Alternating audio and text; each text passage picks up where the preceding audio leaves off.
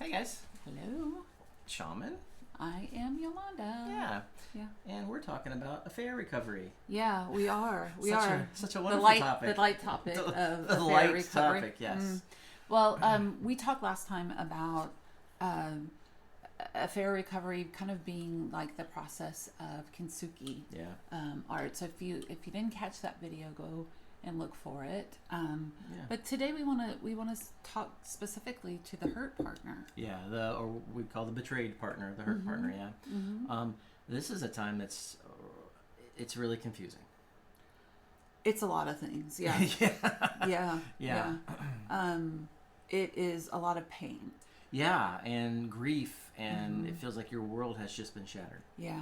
Yeah. So if this is you, you might have said in your life, if this ever happens, I'm out.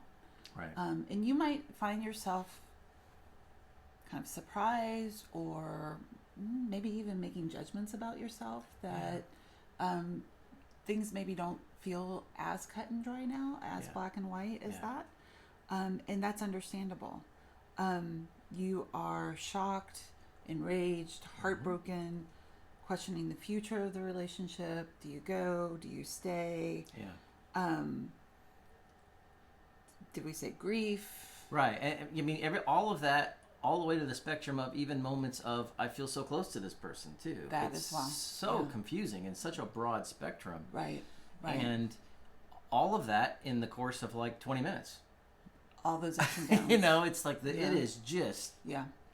I also want to be really clear in that finding out that your partner has had an affair, and again, we've said betrayal, whether that's sexual, emotional, financial. Right. Those are all different examples. It's not only a betrayal, it's a trauma. Right. And so you might find yourself having difficulty sleeping, really honed in or hypervigilant about what your partner is doing, all of those kinds of things. Yeah, I mean, you a lot of times you'll see a real sense of like rigidness, of like an urgency. Of course, I have to solve the problem. I have to fix it. I have to figure this out. I have to figure this out. Yeah. And while you're kind of like rehashing this trauma that you're living in and has happened, right? And it just keeps coming up front and center. You might be mentally rehashing. There might be images coming to mind. Again, all of those. Loss of sleep. Yeah. All of that is the trauma side of betrayal. Yeah. And so therapy at this point really looks like accountability for your partner in order for there to be trust to start being rebuilt. Yeah, there has to be actionable items that your partner who has betrayed you can do, that behaviors and things that they can do that can start to kind of create some stability, some firmer ground to stand on. Right. Because you can't make decisions on, am I staying in this relationship? Am I going from this relationship? Are we going to try to save and reconcile this relationship if there's no firm ground to stand on, you know? So it's largely at this point a process of getting grounded, creating some firm ground, and figuring out how accountability happens for the partner who has betrayed you. So that is the work for your partner to do, and the work for you to do is to get an understanding for yourself of what that looks like. What do you need? Yeah, absolutely. And for a lot of people, this is the first time that they might even be asking themselves that question. Yeah. And that's not uncommon either. Right. So that is where the therapist can help with accountability on your partner's side and helping you to get a better understanding of what is going to be helpful to rebuild trust, but also won't keep you in that trauma spiral. Yeah. Helping you with whatever limits might be needed and important, because sometimes knowing more information isn't necessarily better. Right. And the professional can help you navigate through that. Yeah. It is such a confusing and tough time. for the partner who has been betrayed.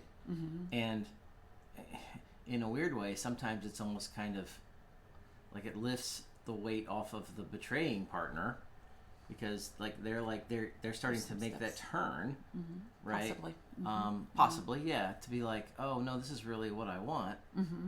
And the betrayed partner is like, oh great, I've just taken all of this weight, you know, and now I'm in the middle of it all, and you know that creates all that pressure and that stress and that trauma, you know.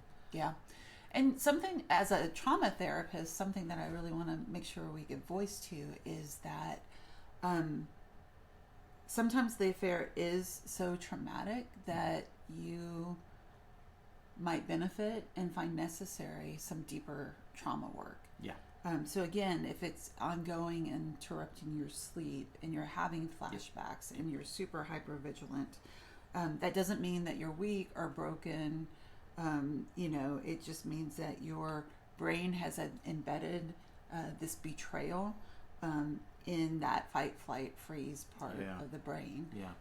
And you need that that limbic system response needs a little bit of help to release it so that you are not suffering as much. You can stay vigilant and alert without it causing that damage of being hypervigilant. Yeah. So just keep that in mind too as you go through this process. Yeah, and that's absolutely something we can help you with here. Yeah. So again, this is accountability and trust are worked through during this part, and that helps both partners get to a point where you can really consider, is this repairable? Do we want to continue working and creating marriage 2.0? Yeah. And we can help you with that. Yeah, you can give us a call at 813-434-3639. All right. Have a good one, guys.